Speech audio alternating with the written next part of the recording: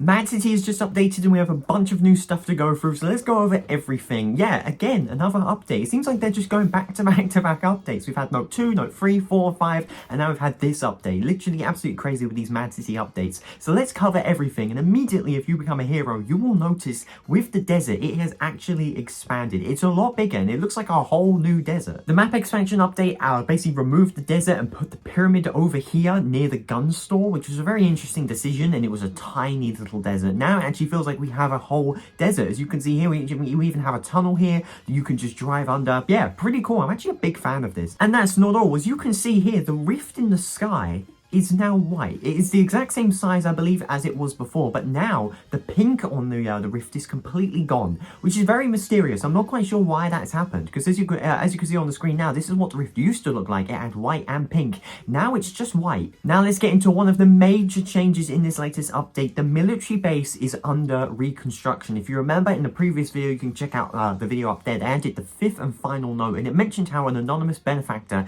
has paid for the reconstruction of the military base, and it will be happening over the coming days. And as the note suggests, literally we are getting these changes. As you can see here, we've got some cranes around here, and the mysterious spaceship that crashed from basically like a flame meteor in the sky. It seemed to crash down in the military base right here. The cranes seem to have removed it. It's completely gone. The crater in the ground is still here, and we now have the cranes that were making their way up to Area 51. They are now here, literally working hard to reconstruct this military base, and they all have NPCs, as you can tell here. Unauthorized entry is not permitted. I suggest you turn around and find another place to go. This one says get out of here, it's private business, no trespassing allowed. And then there's this one over here, it says who are you, what are you doing here, this is private property, leave now before I call security. And if you look at this one particularly, you'll see the purple glow. We initially saw a purple glow on this police. It was actually opposite the military base when we actually first saw the spaceship crash, and now it seems like these people that are working on this Area 51 place seem to have this similar effect on them. If you go up to this mountain that's literally looking over Area 51 and you go backwards, you will see this private investigator here. You talk to him and he says that they're going with great lengths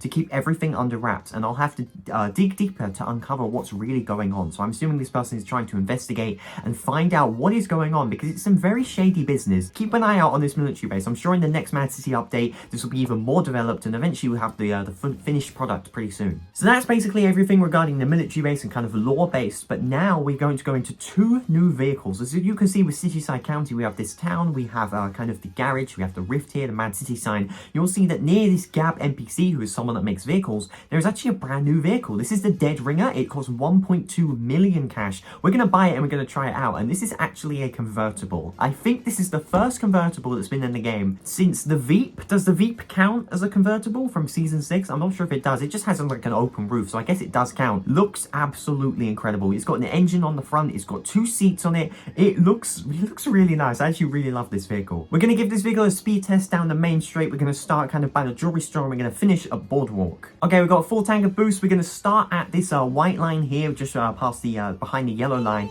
Here we go. 3, 2, 1, let's go! Okay, so it's like a little mini speed test we've got going on right now. The boost, yeah, pretty good. The speed's okay. It's 1.2 million, so I'm not expecting something spectacular from this, but it isn't too bad. If we just go here and then we go to the Kraken, boom, there we go. That's the time on the screen. We're going to compare it to the second vehicle, because a lot of people thought this was the only vehicle added in the update, but of course it's not. There is one more vehicle that wasn't actually made by Plasmazilla or Gab. It was actually made by Mad City themselves. It's actually located at the airport. You'll see the airport, and next to it you actually have this car park here that says parking on it. And if you go down to the bottom floor and you keep going down to the bottom floor, you will eventually see a vehicle. For 950,000 you can get the Phoenix. What a cool vehicle name. Yeah, let's have a go with it. So this vehicle is 2 seats. As you can see, it looks very different to kind of normal vehicles. It actually reminds me a lot of the Adversary. I don't know if any of you remember that vehicle. I think it released back in Season 6. It's no longer available in the game. I really like the color. I like the detail on it. The design is pretty cool. Obviously, it's cheaper than the Deadringer, so you should assume that the Deadringer should be faster, but let's have a look with the speed test. Okay, here we go. 3,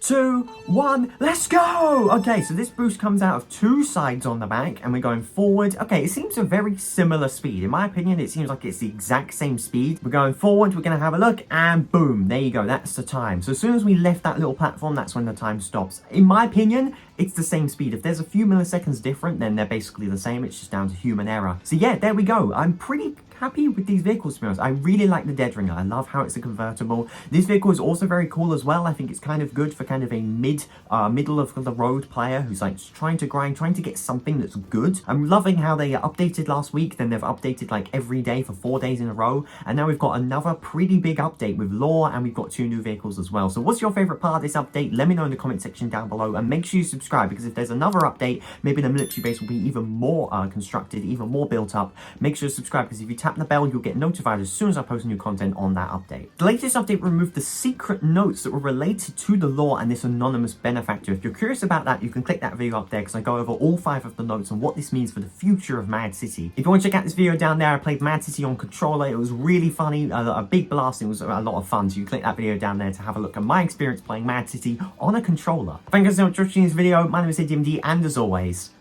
peace out.